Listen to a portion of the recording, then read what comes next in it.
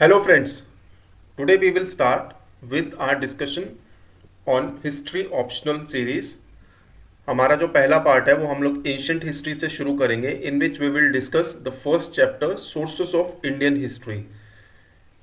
तो अगर हम एंशंट हिस्ट्री और मिडेवल हिस्ट्री दोनों को देख लें जो कि पेपर 1 का पार्ट है तो in total we have 24 chapters which we need to go through. तो ये 24 चैप्टर्स में से जो पहला चैप्टर है that is sources of Indian history, उसको हम लोग आज स्टार्ट करते हैं और इन 2 और 3 parts we will finish this chapter. तो इसी तरह से बाकी भी जो चैप्टर्स हैं, जो बड़े चैप्टर्स होंगे उनको हम 2 या 3 पार्ट्स के अंदर कंप्लीट करेंगे और जो छोटे चैप्टर्स होंगे वो विद इन 1 लेक्चर हम लोग कंप्लीट कर देंगे। तो सोर्सेस ऑफ इंडियन हिस्ट्री से शुरू करते हैं अभी।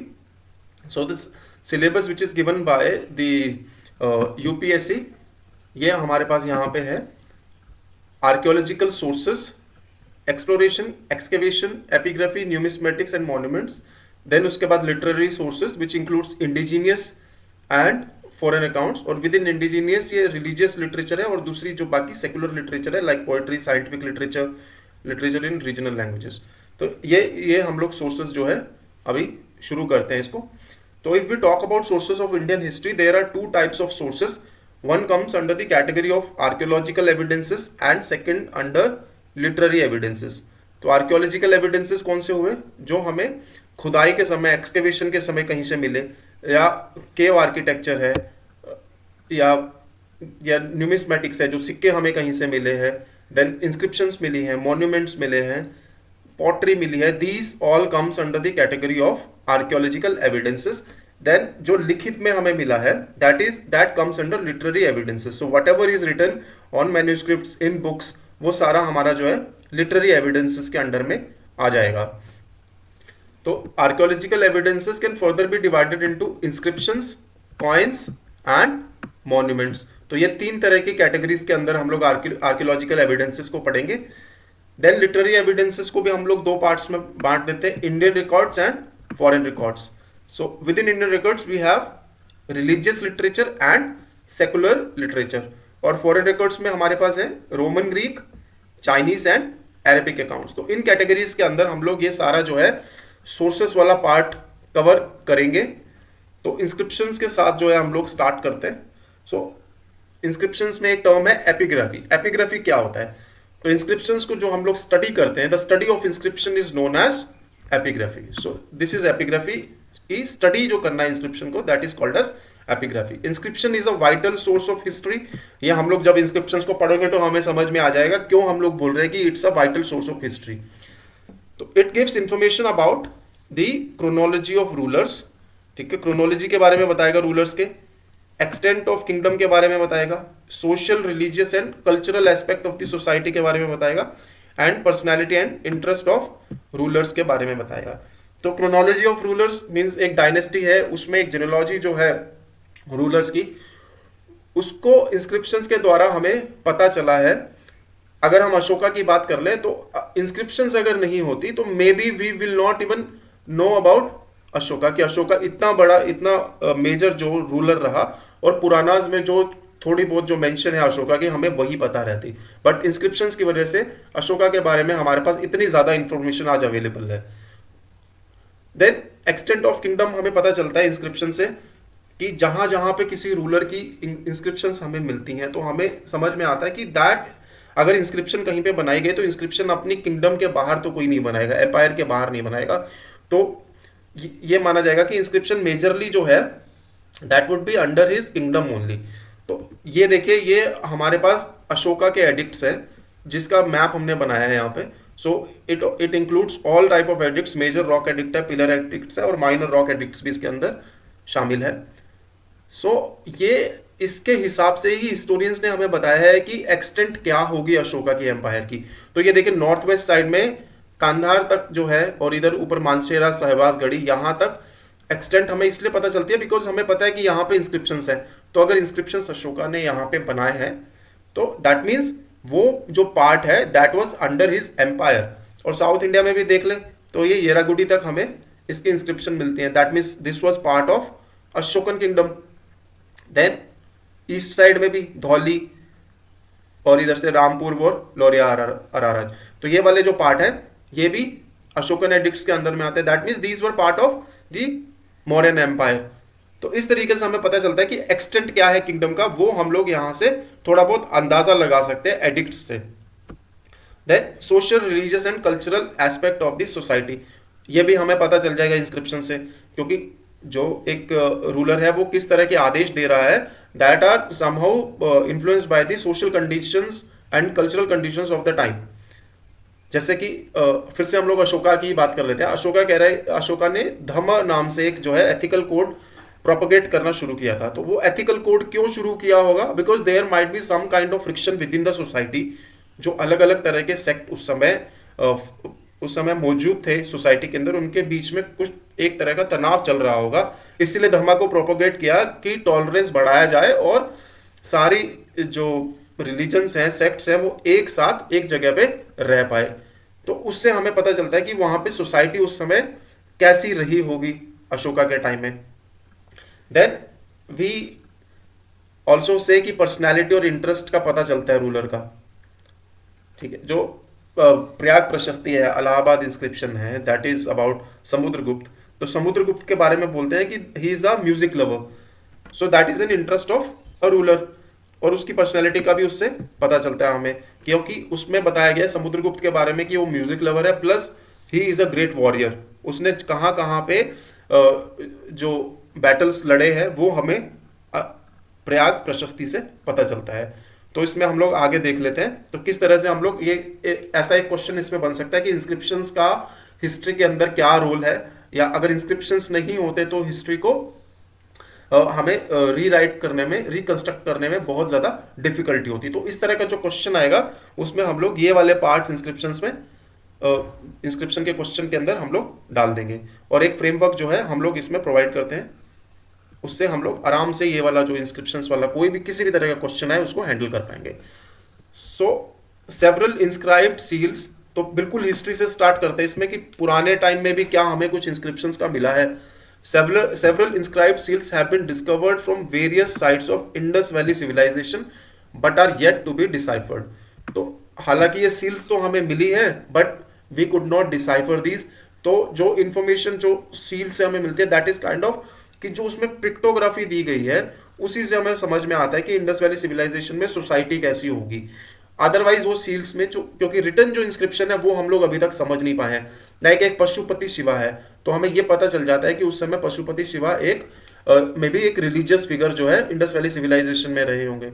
मदर गॉडेस का भी हमें सील मिलता है, तो उसमें भी हमें पता चलता है कि मदर गॉडेस को ये लोग उस समय रेवर करते होंगे। बट जो रिटर्न इंस्क्रिप्शन है उसको डिसाइफर नहीं कर पाए, तो हमें ये नहीं मालूम कि उसमें क्या लिखा हुआ है।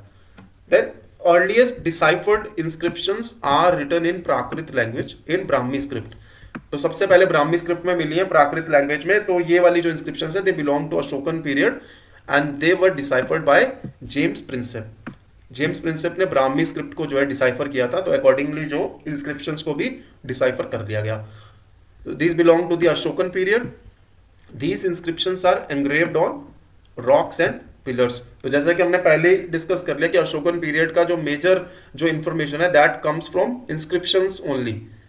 These inscriptions shed light on the charitable deeds of Ashoka and cultural and religious aspects of the society. तो हमें कल्चर के बारे में, सोसाइटी के बारे में और रिलीजन के बारे में उस समय जो प्रेवलेंट थी वो हमें अशोकन इंस्क्रिप्शन से पता चलती है। प्लस अशोका का जो पॉलिटिकल जो उसका पॉलिटिकल जो मोटिव्स रहे होंगे वो भी हमें ये पिलर्स से पता चल जाते हैं कि pillars were used to disseminate information among the masses by Ashoka. Then the inscriptions have helped in deciphering history of royal houses like Mauryas, Kushanas, Guptas, Vakatakas, Chalukyas, Rashtrakutas, Satavahanas, Shakas and सुंगस। तो ये डायनेस्टीज हैं जिनका जो काफी ज्यादा इंफॉर्मेशन हमें इंस्क्रिप्शन से प्रोवाइड होती है। तो इंस्क्रिप्शंस में हम लोग उनकी जिनोलॉजीज के बारे में पता कर सकते हैं, जो अगर उसमें दी हो कि लाइक जैसे दिया गया है गौतमी पुत्र सताकर्णी, तो दैट मीन्स कि गौतमी का जो पुत्र है उसका नाम सताकर्णी है। तो इस तरह से हमें पता चलता है कि एक तरह से हम लोग लीनेज बनाने की कोशिश करते हैं। और अगर ये सतवाहना में ही हम लोग देख ले, जब गौतमी पुत्र सताकर्णी बोला जा रहा है, तो that also gives us one more information कि ये जो सोसाइटी है उस समय that is a kind of matrilineal society. तो इस तरह से इंस्क्रिप्शन से हमें थोड़ी पॉलिटिकल जानकारी भी मिल जाती है कि जिनोलॉजीज कैसी थी उस समय, डायनेस्टिक रूल कौन सा था, तो वो इंस्क्रिप्शन से मिलेगा। देन हम लोग कुछ इंस्क्रिप्शन जो इंपॉर्टेंट है उनके बारे में देख लेते हैं। Junagadh rock inscription which was in Sanskrit of Rudradaman one, he was a western Kshatrapa. तो वेस्टर्न क्षत्रप मतलब जो शाका रूलर वेस्ट साइड में रूल कर रहे थे उस समय। तो जूनागढ़ की इंस्क्रिप्शन है, अबाउट 150 एडी में लिखी गई है। Informs about Sudarshan lake, Sudarshan lake के बारे में बोलता है, which was constructed by Vysya Pushyagupta during the rule of Chandragupta Maurya. तो इससे हमें एक इंफॉर्मेशन मिलती है कि चंद्रगुप्त मौर्य ने जो है इरिगेशन को बढ़ावा देने के लिए सुदर्शन लेक कंस्ट्रक्ट करवाई थी थ्रू हिज गवर्नर वैश्य पुष्यगुप्ता। तो रुद्रदमन ने इसी लेक को बाद में रेनोवेट किया था, जो इस इंस्क्रिप्शन के अंदर हमें इसकी इंफॉर्मेशन प्रोवाइड की गई है। देन मेहरौली आयरन पिलर है, उसके ऊपर भी इंस्क्रिप्शंस दी गई हैं। Mehrauli iron pillar Qutub Minar premises के अंदर अभी है। तो दिस इज एट्रीब्यूटेड, जो सबसे पहली जो इंस्क्रिप्शंस इसके अंदर है, those are attributed to Chandragupta two of Gupta dynasty. तो उस वो है क्या, वो यूलोजी है जिसमें इसको प्रेस किया जा रहा है, और साथ के साथ ये बताया जा रहा है कि ruler is a Vishnu devotee. तो इससे हमें क्या पता चला कि चंद्रगुप्त टू की रिलीजियस इंक्लिनेशन क्या थी। Then another inscription on the pillar is about Tomar king Anangpal. तो अनंगपाल जो तोमर किंग था, तो Tomar king later ruled on Delhi. तो उस समय की ये जो है इंस्क्रिप्शन है आयरन, मेहरौली आयरन की पिलर के ऊपर। It is claimed that Mehrauli pillar was moved from its original place. तो ये डेलिबरेटली हमने ये इंफॉर्मेशन इसके अंदर डाली है कि मेहरौली पिलर को ये कुछ हिस्टोरियंस क्लेम करते हैं कि that is moved from its original place. तो इसका महत्व क्या है इस क्लेम का, कि अगर मेहरौली पिलर को कहीं से एक जगह से हटा के दूसरी जगह लगाया गया, तो जो हमारा क्लेम पहले हमने किया था extent of kingdom, that may be challenged, right. कि जरूरी नहीं है कि जहां पे पिलर मिला है वो उस किंगडम का एक्सटेंट है, लेकिन फिर भी ये माना जाता है कि मोटे तौर पे हम ये मान सकते हैं कि ये एक्सटेंट ही है। लेकिन इस तरह के जो चीजें हैं वो भी हम नकार नहीं सकते कि एक पिलर को उठा के एक जगह से हटा के दूसरी जगह लगाया गया।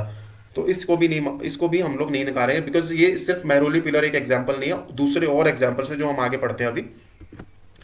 Then Allahabad pillar, that is Prayag Prashasti है इस इंस्क्रिप्शन का नाम, that was first erected by Ashoka. देन उसमें जो सबसे इंपॉर्टेंट इंफॉर्मेशन है वो समुद्रगुप्त के बारे में मिलती है, जो संस्कृत में उसकी यूलोजी है। दैट इज वो उसमें एक पोएट है हरिसेन। तो हरिसेन कहते हैं कि समुद्रगुप्त एक बहुत बड़ा वॉरियर है, और उसकी मिलिट्री एक्सपीडिशन के बारे में इसके अंदर इंफॉर्मेशन देता है। एंड ऑल्सो ये कॉल हिम एज कविराज।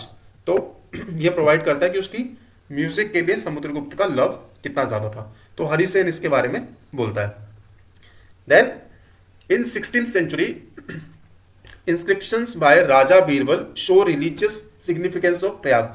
तो ये हम लोग प्रयाग प्रशस्ति की बात कर रहे हैं, उसमें जो अकबर के टाइम पे राजा बीरबल थे उनकी इंस्क्रिप्शंस है जो कहते हैं कि प्रयाग की रिलीजियस सिग्निफिकेंस क्या है, वो इलाहाबाद पिलर इंस्क्रिप्शन के अंदर हमें बताया गया है। The pillar also contains inscriptions during the rule of Jahangir, ठीक है। Then Firoz Shah Tughlaq had moved Topra and Meerut pillar, these were the inscriptions of Ashoka to Delhi. तो टोपरा और मेरठ पिलर को, जो हम लोगों ने पहले मेहरौली के बारे में भी बोला, वो मेरठ पिलर और टोपरा जो है ये दोनों पिलर भी जो हटा के दिल्ली लेके आ गए। तो ये भी फिर वही स्टेटमेंट जो हम बोल रहे हैं कि एक्सटेंट ऑफ किंगडम है उसको चैलेंज करेगा, right. It may be summed up that the inscriptions are an important source but can not be relied upon solely. तो अगर हमारे पास कोरोबरेट करने के लिए दूसरी मतलब इंफॉर्मेशन दूसरे सोर्सेस से भी है, तो इंस्क्रिप्शंस बहुत ही स्ट्रॉन्ग जो है सोर्स बन जाएगा। तो हम लोग जो हमने स्टार्टिंग में इंस्क्रिप्शंस के बारे में बोला था, इस डिस्कशन से हमें वो सारी चीज़ें पता चल जाती है। क्रोनोलॉजी ऑफ रूलर्स जो हमने यहाँ पे बोला कि ये वाली जो हिस्ट्री है इन सारे रॉयल हाउसेस की, ये हमें पता चलती है from chronology of rulers. Then extent of kingdom हमने यहाँ पे समझ लिया कि एडिक्ट्स ऑफ अशोका किस तरह से बोल रहे कि एक्सटेंट ऑफ किंगडम जो एडिक्ट ऑफ अशोका से ही हमें पता चल रहा है कि अशोका का किंगडम कितना बड़ा था। लेकिन फिर भी ये पूरी तरह से इसके ऊपर रिलाई नहीं कर सकते, because some pillars have been moved. Then social religious and cultural aspect of the society, वो हमने यहाँ पे देख लिया कि अशोकन पिलर्स को किस तरह से चैरिटेबल डीड्स के बारे में, अशोका के बारे में बताया, और कल्चरल और रिलीजियस एस्पेक्ट्स के बारे में बताता है। देन हमने ये भी देखा था यहाँ पे कि प्रयाग का रिलीजियस सिग्निफिकेंस क्या है, that is told by Raja Birbal's inscriptions. Then उसके बाद हमने देखा कि इंटरेस्ट के बारे में भी बताया गया है। तो समुद्रगुप्त के इंटरेस्ट क्या थे, है ना, समुद्रगुप्त किस तरह का रूलर था, उसकी political information through military expedition हमें प्रोवाइड की गई है। तो इस तरह से इंस्क्रिप्शंस जो हैं हमें विभिन्न तरह की जो इन्फॉर्मेशन जो है प्रोवाइड करते हैं। Then we will move to coins. तो the study of coins is known as numismatics. Numismatics बोला जाता है स्टडी को कॉइन्स की। Then coins shed light on culture and religion, political lineage, extent of kingdom, economic conditions and trade and commerce. तो सबसे पहले culture and religion में देख लेते हैं। तो कल्चर एंड रिलीजन कैसे प्रोवाइड करता है कि कॉइन्स के अंदर जो इंस्क्रिप्शंस की गई हैं, जो पोर्ट्रेट्स बनाए गए हैं, उससे हमें पता चलता है कि उस समय कौन कौन से जो डेटीज को लोग मानते थे। तो उसी तरीके से हमें पता चलता है कि वहाँ रिलीजन क्या थी। देन पॉलिटिकल लीनेज के बारे में कॉइन से पता चल सकता है। अगर ईयर्स ऑफ कॉइन्स, जैसे शका रूलर्स जो है उनके कॉइन्स में मिंटिंग का ईयर कॉइन का दिया जाता था, और साथ के साथ एक तरफ we are provided with the portrait of a king, और उसका नाम भी उसके अंदर प्रोवाइड किया गया। तो इस तरीके से हम लोग पॉलिटिकल लीनेज का ईयर का यूज करके पॉलिटिकल लीनेज इजीली हम लोग पता कर सकते हैं। बाकी जो रूलर्स है, कई रूलर्स का लोकल एराज के हिसाब से बताया गया है, बट स्टिल उसमें भी हम लोग डिसाइफर कर सकते हैं कि पॉलिटिकल लीनेज क्या है। देन एक्सटेंट ऑफ किंगडम, ये इसी से पता चलेगा कि अगर बहुत ज्यादा अमाउंट में, नंबर्स में हमारे पास कॉइन्स है, तो दैट मीन्स कि उस किंगडम का एक्सटेंट वहां तक था, तभी तो उसके कॉइन्स वहां पे मिल रहे हैं। तो उसके कॉइन्स वहां सर्कुलेशन में है, दैट इज द रीजन कि वहां पे इतने ज्यादा कॉइन्स हैं। तो उससे हमें पता चलता है कि एक्सटेंट ऑफ किंगडम क्या है। देन इकोनॉमिक कंडीशंस के बारे में भी कॉइन से पता चलता है। Like if the quality of coins is very good, quality बहुत अच्छी है, दैट मीन्स कि इकोनॉमिक कंडीशंस भी अच्छी है। बहुत ज्यादा गोल्ड यूज हो रहा है कॉइन्स में, गोल्ड कॉइन्स का साइज भी ज्यादा है, वेट भी ज्यादा है, that means economic condition is good. लेकिन क्या हुआ कि कुछ टाइम बाद क्या हो गया कि वो गोल्ड कॉइन्स की जगह हम लोगों ने देखा कि निकल कॉइन्स यूज होने लगे, कॉपर कॉइन्स यूज हो गए, और गोल्ड कॉइन्स अगर हैं तो भी उनका साइज और वेट बहुत ज्यादा कम कर दिया गया है, बहुत कम कर दिया गया है गोल्ड का भी, और साथ के साथ रिप्लेस किया गया है दूसरे कॉइन्स के साथ। That means economic conditions is not that strong, जो कि पहले इकोनॉमिक कंडीशंस थी जब बहुत ज्यादा गोल्ड कॉइन्स यूज हो रहे थे। तो इसी से हमें ट्रेड एंड कॉमर्स का भी पता चल सकता है कॉइन से। जहां जहां पे एक किसी किंगडम के कॉइन्स अगर दूसरी किंगडम में मिलते हैं तो दैट मीन्स कि ये दोनों किंगडम्स आपस में ट्रेड एंड कॉमर्स कर रही थी। तो ठीक है, इसको हम लोग थोड़ा डिटेल में अब देख लेते हैं। तो ये कुछ कॉइन्स है, इसके कॉइन से हमें थोड़ी बहुत इंफॉर्मेशन जरूर मिलेगी। तो पहले ये एक कॉइन है, ये दोनों पार्ट एक ही कॉइन के हैं, दैट बिलोंग्स टू कनिष्का। तो कुशाना किंगडम के अंदर कनिष्का एक रूलर थे। तो कनिष्का की ये देखिए पोर्ट्रेट है एक तरफ, जिसके अंदर ये ब्राह्मी स्क्रिप्ट में लिखा हुआ है, तो ये कनिष्का का नाम, और दूसरी तरफ ये बुद्धा का पोर्ट्रेट है। तो इससे हमें पता चलता है रिलीजियस सिग्निफिकेंस क्या है, इधर से हमें पता है पॉलिटिकल सिग्निफिकेंस क्या है कॉइन का। ठीक है, तो ये ऑब्वर्स साइड है, ये रिवर्स साइड है। और नीचे देखिए ये समुद्रगुप्त का एक कॉइन है जिसमें समुद्रगुप्त है, साथ में यहां पे देखिए ये ब्राह्मी स्क्रिप्ट के अंदर लिखा हुआ है, और ये इनके हाथ में एक गरुड़ एम्बलम है जो गुप्ता डायनेस्टी का स्टेट एम्बलम था। ठीक है, तो हम लोग आगे देखते हैं इसमें। The earliest known coins are punch marked coins which were minted in silver and copper. तो कॉपर और सिल्वर में थे पंच मार्क्ड कॉइन्स थे। ठीक है, इनको पाना और कश्यपाना बोला जाता था। दे वर नॉट इंस्क्राइब्ड, तो सिंपल रेक्टेंगुलर शेप के अंदर ये कॉइन्स थे। दे वर मोर लाइक सील्स, क्योंकि उसके ऊपर किसी भी तरह का इंस्क्रिप्शन नहीं था, और ये पंचमार्क थे। ठीक है, then Indo Greeks started gold coins. तो यहां से जो है हमारा कॉइन्स का मेजर जो इकोनॉमिक एक्टिविटीज के अंदर यूज होने लग गया। तो इंडो ग्रीक्स ने सबसे पहले वो लोग थे जिन्होंने गोल्ड कॉइन्स को शुरू किया। ठीक है, तो इंस्क्राइब्ड कॉइन्स भी इन्हीं के समय पे ज्यादा यूज में आने लगे और सर्कुलेट होने लगे। Then coins help in establishing chronology of Shakas, Parthians, Satavahanas and Kushanas. तो ये जो शकास और पार्थियंस है, कुशानास है, they came from outside India, तो बाद में इंडिया में आके वो लोग बस गए, उन्होंने यहीं पे जो है अपनी किंगडम्स बनाई। तो इन लोगों ने काफ़ी ज़्यादा क्वाइंस जो है स्टार्टिंग में प्रचलित किए, तो इसीलिए इनकी बहुत ज़्यादा इंफॉर्मेशन हमें इनके कॉइन्स से ही मिलती है। उसके अलावा सतवाहनास जो आंध्र में रूल कर रहे थे, उनके बारे में भी कॉइन्स से ही हमें काफ़ी ज़्यादा इंफॉर्मेशन प्रोवाइड होती है। तो सतवाहनास का नाम हमने पहले भी लिया था इंस्क्रिप्शंस में भी। तो इंस्क्रिप्शंस और कॉइन्स दोनों को अगर हम एक साथ रीड करते, कोरोबरेट करते, तो सतवाहनास की बहुत ज़्यादा इंफॉर्मेशन हमें इन दो चीज़ों से ही मिल जाती है। तो many rulers of smaller kingdoms are known only because of their coins. तो और कोई इंफॉर्मेशन है ही नहीं बहुत सारे रूलर्स की, सिर्फ कॉइन्स से ही उनका हमें पता चलता है। Then the coins of Indo Greeks depicted monarch on the obverse with name and deities on the reverse. Mostly monarch was shown in martial pose in Indo-Greek and Kushana's coins. तो ये जो हमने बोला डिपिक्शन है obverse में उसके नाम की और रिवर्स में डेटी की, वो हम लोगों ने यहाँ पे देख लिया। देखिए पहले ही जो है कनिष्का के कॉइन के अंदर ये कनिष्का है और दूसरी तरफ बुद्धा है, ठीक है। तो ये जो चीज़ है जो हमने यहाँ पे मेंशन की है हमने देखी। और दूसरा चीज़ है कि मार्शल पोज में जो है इंडो ग्रीक और कुशाना कॉइन्स में मोनार्क को दिखाया गया है। Then the art of coinage was at its peak during the time of Guptas, after which the skill of minting artistic coins seems to be degenerated. तो गुप्तास के टाइम पे जो आर्टिस्टिक जो पॉइंट ऑफ व्यू से अगर coinage को देखें तो सबसे अच्छा जो है पिनेकल का टाइम कॉइनेज का वो गुप्तास के टाइम में था। Gupta minted a large number of gold coins. तो इतने ज्यादा गोल्ड कॉइन्स थे, दैट मीन्स कि गुप्ता एम्पायर की इकोनॉमी काफी ज्यादा स्ट्रांग थी। तो गुप्तास के जो गोल्ड कॉइन्स है दे वर called as dinar, which display artistic excellence, metallurgical development and also strong economy of the Gupta empire. तो गुप्ता एम्पायर के कॉइन्स के ऊपर पहले से ही जीएस में एक क्वेश्चन पूछा जा चुका है कि जो गुप्ता का टाइम था उस समय कॉइनेज पीक पे था, लेकिन उसके बाद वो डीजनरेट हो गया। तो उस तरह का क्वेश्चन जो है हम ये वाली इंफॉर्मेशन देके गुप्ता के बारे में और उसके बाद लेटर जो पार्ट था हिस्ट्री का उसके बारे में देखे कॉइन्स के, तो हम लोग बता सकते हैं कि हम लोग क्यों बोल रहे हैं कि गुप्ता के समय में coinage was at its peak. In Gupta coins, the monarch was shown both in martial poses like riding a horse or an elephant, slaying a lion or a tiger, and also in socio-political and leisure activities like performing Ashwamedha Yajna and playing Veena.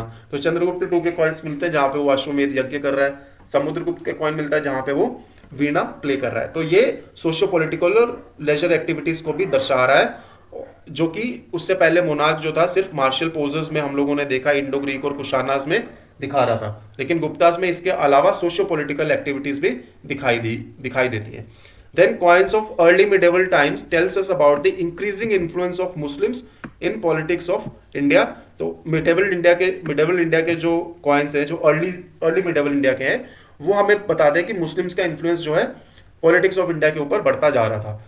Mohammad bin Tughlaq was the first emperor in India to start token currency to replace precious metals.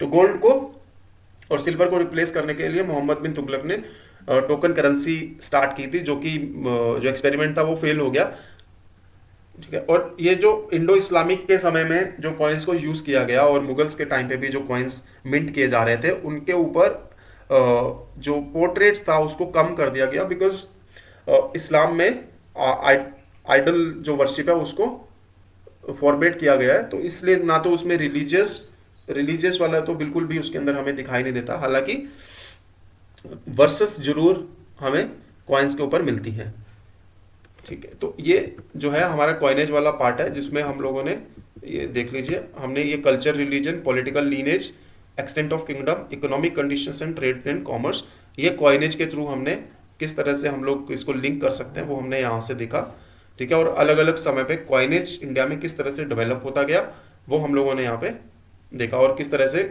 Guptas के समय जो है coinage सबसे ज्यादा peak पे था और उसके बाद फिर वो धीरे धीरे डिग्रेड होना शुरू हो गया, ठीक है। उसके बाद जो हमारा अगला टॉपिक है वो है मॉन्यूमेंट्स।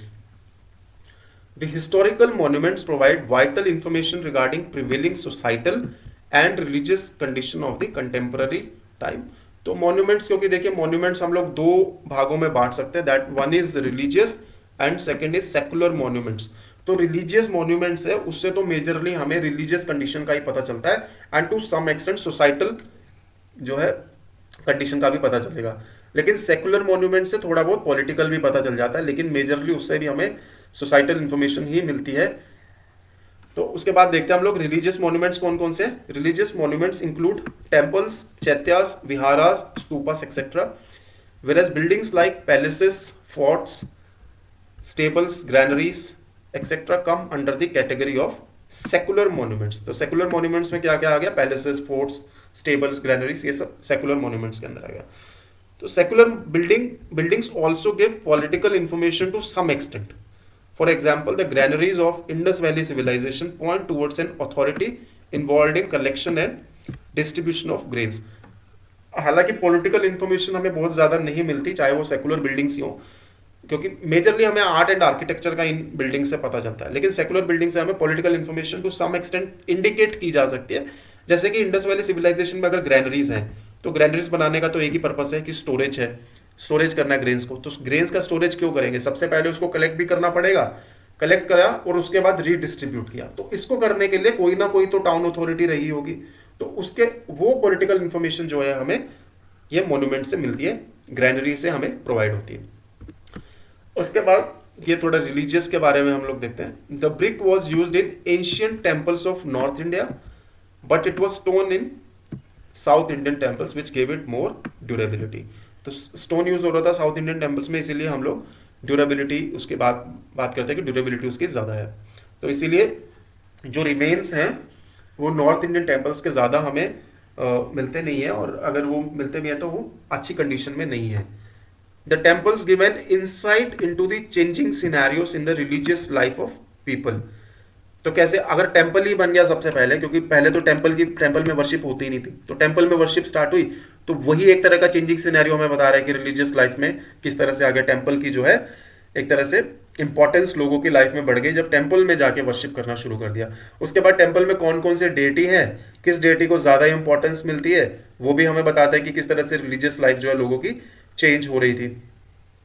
और importance of temple increase gradually in daily life. ठीक है, it also indicates the economic condition of the time.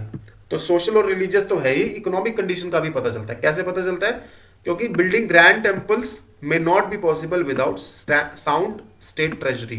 तो स्टेट ट्रेजरी अगर अच्छी है तो हम लोग ये बात करते हैं कि बहुत ज़्यादा जो है लाइक महाबलीपुरम है या दूसरे कई टेम्पल्स हैं, those temples were sponsored by the states. तो अगर स्टेट एक टेम्पल को स्पॉन्सर कर रहा है दैट मीन्स, और वो बहुत बड़ा टेम्पल है, बहुत ग्रैंड टेम्पल्स हैं, दैट मीन्स स्टेट ट्रेजरी काफ़ी अच्छी कंडीशन में रही होगी, तभी वो स्टेट जो है इसको फंड कर सकती है। तो उससे हमें इकोनॉमिक कंडीशन का भी पता चल जाता है। Then cave architecture. Cave architecture provide information about Buddhism and Jainism and to some extent Hinduism. तो केव आर्किटेक्चर से मेजरली हमें इंफॉर्मेशन देखिए, बुद्धिस्ट और जैन सी जो थे ज़्यादा केव आर्किटेक्चर का यूज़ करते थे, तो इसीलिए उनकी इंफॉर्मेशन हमें ज़्यादा मिलती है, और हिंदुइज्म की टू सम एक्सटेंट हमें केव आर्किटेक्चर से इंफॉर्मेशन प्रोवाइड होती है। देन आजीविका सेक्ट का जो मेजर सोर्स ऑफ इंफॉर्मेशन है वो केव आर्किटेक्चर ही है। ठीक है, तो आजीविका सेक्ट उसी समय जो है प्रोमिनेंस में आया था जिस समय बुद्धिज्म और जैनिज्म आए, लेकिन आजीविका सेक्ट उसके बाद धीरे धीरे जो है उसकी इंपॉर्टेंस खत्म होनी शुरू हो गई, और आज हम लोग ज़्यादा आजीविका सेक्ट के बारे में नहीं जानते। तो बुद्धिज्म और जैनिज्म हमें आज भी जो है एक अच्छी खासी पॉपुलेशन जो है बुद्धिज्म और जैनिज्म की है, लेकिन आजीविका की नहीं है। तो आजीविका की जो मेजर इंफॉर्मेशन है वो हमें केव आर्किटेक्चर से ही मिलती है। देन बाद में मुराल पेंटिंग भी जो है केव्स में शुरू हो गई, वो हमें आर्टिस्टिक, सोशल और रिलीजियस कंडीशन के बारे में बताता है। तो केव आर्किटेक्चर तो हालांकि प्री हिस्टोरिक टाइम से ही शुरू चलता आ रहा है। तो केव जो पेंटिंग्स हैं उसमें हमें पहले सोशल और रिलीजियस, जो स्टार्टिंग के प्री हिस्टोरिक के टाइम की अगर बात करें तो उससे हमें मेजरली सोशल कंडीशंस के बारे में पता चल रहा है कि कोई प्री हिस्टोरिक टाइम में हंटिंग एक बहुत इंपॉर्टेंट काम था, तो हंटिंग के जो है पेंटिंग्स उसमें प्रोवाइड की गई है। उसके अलावा फर्टिलिटी को वो लोग बहुत ज़्यादा इंपॉर्टेंस देते थे, उसका भी हमें उनकी पेंटिंग से ही पता चलता है। देन बाद के टाइम में हमें और ज़्यादा मुराल पेंटिंग जो है मिलती हैं, और उनकी जो बाद में डेवलपमेंट भी काफ़ी ज़्यादा हो गई, तो उससे हमें क्या पता चलता है, artistic, social and religious condition of the time. उसके अलावा बिहारास जो कि मेजरली बुद्धिस्ट से ही रिलेटेड है, तो बुद्धिस्ट और जैन मॉन्क्स यहाँ पे रहते थे। So these gives the condition of social life of these monks. Then stupa architecture not only tells about architecture and religious and spiritual life of Buddhist but also about sculptural art. तो stupa architecture हम लोग बाद में भी पढ़ेंगे और केव architecture के बारे में भी पढ़ना है, तो ये डिटेल में हमें और ज़्यादा इन्फॉर्मेशन इसमें मिल जाएगी। तो स्तूपा आर्किटेक्चर, जो आर्किटेक्चर के हिसाब से तो हमें पता चलेगा ही, रिलीजियस का भी पता चलेगा, spiritual life, because most of this stupa architecture related with Buddhism, तो बुद्धिज्म की इंफॉर्मेशन हमें यहाँ से मिलती है। लेकिन स्कल्पचरल आर्ट का भी हमें यहाँ पे पता चलता है, क्योंकि जो स्तूपा की रेलिंग्स होती थी वहाँ पे स्कल्पचर्स को लगाया जाता था, यक्ष यक्षिनीज के स्कल्पचर्स हो सकते थे या दूसरे जो बुद्धिस्ट मोटिव्स हैं उनके स्कल्पचर्स हो सकते थे, तो उनके बारे में हमें स्तूपा आर्किटेक्चर से पता चलता है। Then the palaces and pillars of Mauryan empire were to some extent influenced by the Achaemenid architecture। तो इससे हमें क्या पता चलता है, Achaemenid architecture से अगर इन्फ्लुएंस था, that means there were good relation between the Mauryan empire and the Achaemenian empire of Persia. तो इनके बीच में अच्छे रिलेशन रहे होंगे, तभी तो वहां से जो है आइडिया को इंपोर्ट करके मौर्यन एम्पायर ने यूज किया। So these also shows cultural exchanges between the two empires. After the advent of Islamic rule in India, the composite culture gave rise to Indo Islamic architecture. तो Islamic जो rulers आए थे वो अपने साथ Persian जो culture था उसको भी लेके आए, और जो इस्लामिक आर्किटेक्चर उस समय वहां पे मौजूद था उसकी इंफॉर्मेशन इंडिया में लाए, और इंडियन आर्किटेक्चर और इस्लामिक आर्किटेक्चर मिलके एक नया आर्किटेक्चर जिसको हम इंडो इस्लामिक आर्किटेक्चर बोलते हैं वो सामने आया। और उसमें क्या उसकी कैरेक्टरिस्टिक थे, एक था आर्कुएड स्टाइल था, उसमें मोर्टर को यूज किया जाता था, मीनारें बनाई जाती थी, देन जाली वर्क और कैलीग्राफी पहले बहुत ज़्यादा इंपॉर्टेंट नहीं था इंडियन आर्किटेक्चर में, लेकिन इस्लाम के एडवेंट के बाद कैलीग्राफी इंडो इस्लामिक आर्किटेक्चर का एक इंपॉर्टेंट जो है पार्ट बन गया। तो ये क्या सजेस्ट करता है, gradual assimilation of the new rulers with in the Indian society. तो ये जो रूलर्स जो थे, चाहे वो पहले के सल्तनत टाइम के रूलर्स हों या बाद में मुगल टाइम्स के रूलर हों, वो धीरे धीरे इंडियन सोसाइटी के अंदर ही एसिमिलेट हो गए। ठीक है, then the religious and secular buildings have helped in filling the missing gaps in Indian historiography with the help of other available sources of time। तो religious और secular buildings हमें historiography reconstruct करने में help तो करता है, लेकिन देखिए इन बिल्डिंग से हमें पॉलिटिकल इंफॉर्मेशन बहुत कम मिलती है, इसलिए हमें दूसरे सोर्सेस की भी जरूरत है अगर हमें हिस्ट्री को रिकंस्ट्रक्ट करना है with the help of buildings. तो मॉन्यूमेंट्स से हम लोगों ने इसमें देखिए सोसाइटल और रिलीजियस कंडीशन के बारे में कंटेम्प्रेरी टाइम की जो है मॉन्यूमेंट से पता चलता है, और उसके बारे में हम लोगों ने फिर डिटेल में आगे देखा।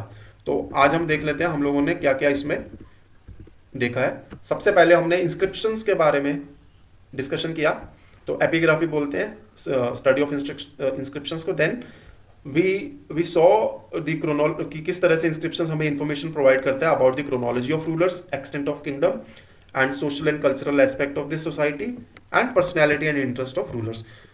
तो ये पूरा डिस्कशन हमारा आगे रहा, जो इन्हीं पॉइंट्स को हमने इलेबोरेट किया और एलुसिडेट किया इसके अंदर। देन कॉइन्स के बारे में हमने देखा, न्यूमिस्मेटिक्स बोलते हैं स्टडी को कॉइन्स की।